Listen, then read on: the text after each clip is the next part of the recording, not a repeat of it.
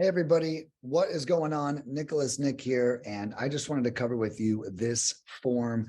You just made a purchase on the website, and this all-inclusive form just loaded for you. And there's going to be a lot of questions that come up for you, and I just wanted to address each and every one of those for you guys. So I'm going to go ahead and hit a screen share here, and then this should mirror the exact screen that you're seeing. This video is actually going to be on this form as well. So you should be watching it right here. So you guys can follow along if you'd like. At the top here, we have our first name, last name, email, and phone number. That just ensures that we have the most up-to-date and accurate information possible. The next thing is we do have for the first name, I do recommend putting whoever is going to be answering the phone calls. Okay, so if that's your acquisition manager, whoever that is, that's the name that I would put in here. So if that's not you who's going to be following up with these leads, put that person's name in there. All right. And then the email, this is going to be the email that you want leads sent to whenever they're generated. And the phone number is the phone number that will be receiving all of the text messages. Okay. Next up, you're going to pick your list type. Now we can really produce 5 different types of leads.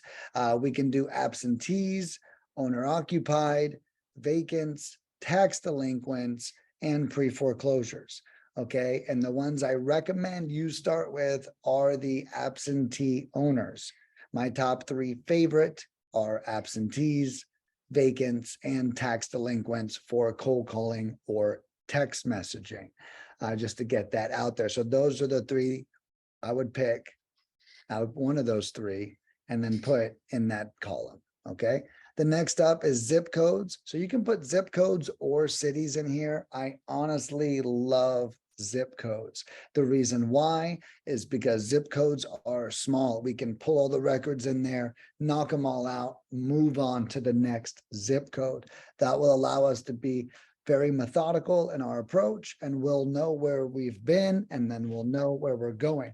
We will be very organized if you start with zip codes, especially if you plan on using us for a long time. Next up, we have equity amount. Okay, list equity. Now this is done in percentages. And if you see what just auto-populated here, my favorite recommendations are 35% or greater equity. So we have that as well. We also have the property types preferred. Okay, so after property types preferred, what that means is this going to be single family, multifamily, land, mobile homes? What type of property? We can do condos, townhouses. Those are people don't really pick those very often, but I do have some samples in here. So single family, multifamily, land, mobile homes. Okay. Next, we have the value range. Now with the value range, it's not necessarily that big of a deal to have a minimum, but it is very important to have a maximum. All right, having a maximum property value range is really going to save you a lot of headache. We've learned that if you don't put that in and you pull a list, you might get some very higher end valued properties in that pull, which isn't necessarily what you want. So in your market, every market's different, but pick a range that works for you. So in Tampa, I would probably pick 0 to 400,000. But if I was in Los Angeles, that might be 0 to 1.4 million. Okay, so that max definitely changes, all right, as time goes on. So definitely be mindful of your market and what to put there. All right, so that covers all of the list pulling section of this form. Next, we're going to move into the cold calling. So here we have the best contact number to leave with potential sellers. Now, what does that mean? Now, what that means is we get them on the phone and they say they're not interested. So they're not interested. And what we do is we say, well, look, would you mind taking down my direct line in case anything changes or you ever consider selling? And then we just give them your direct line. So that's why in this cell, you'll see it's populated your direct line. So I don't really recommend that be anyone else, but when that phone rings, that's a hot lead. So whatever number that is in your business, that's the number I would put underneath there. The next one is the caller ID phone number. Caller ID phone number is actually the number that we outbound dial from for you. So you give us that number. If that's a number to your acquisition company or a number to an inbound call service or just a number that goes directly to voicemail, okay, it doesn't matter, but that number should be local to the area that we're calling in. Okay, so if you're going to be in 2 or 3 markets, you should send over 2 or 3 numbers. All right, so that's a big heads up there. Also, whatever number is going to be there is going to be receiving a lot of callbacks. So if you don't want to mess with that, send them directly to voicemail or to your VA or an inbound answering service. I will share with you that people who do answer those inbound calls and use a script that we will send you via email, they do produce more leads on their campaign.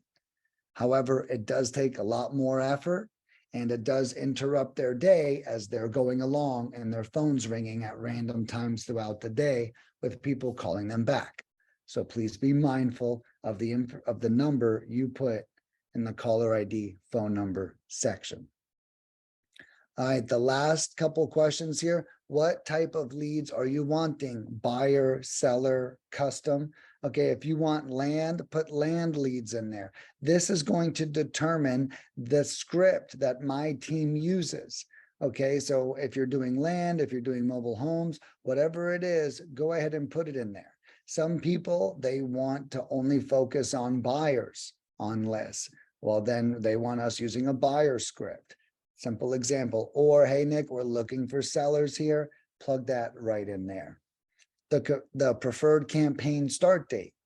This is, you get to pick the day that we start on. If you want to start next month on the 1st, plug it in there. If you want to start tomorrow, just go ahead and put it right in there. We can go ahead and start. The only thing that holds us up generally is you maybe filling out this form. But once this form is filled out, we have a very quick turnaround time. And the last question is, how many weeks do you want this campaign to last? This is very important. So if you just bought a King Kong package or a Godzilla package, those are some of our larger ones. You can decide if you want it split up over 4 weeks or 6 weeks or 2 weeks. Okay. And then you can pick that with any of our packages.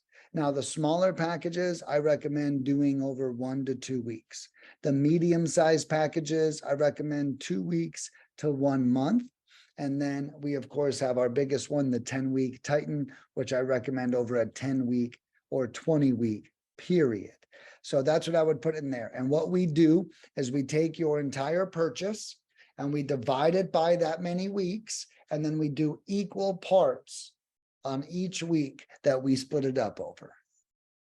So I just wanted to make this video, explain this form to you guys. I get a lot of questions about it, and I think that this will answer a lot of those questions. So let me know if anything else pops up. You want me to add something to this video? I'm here for you guys.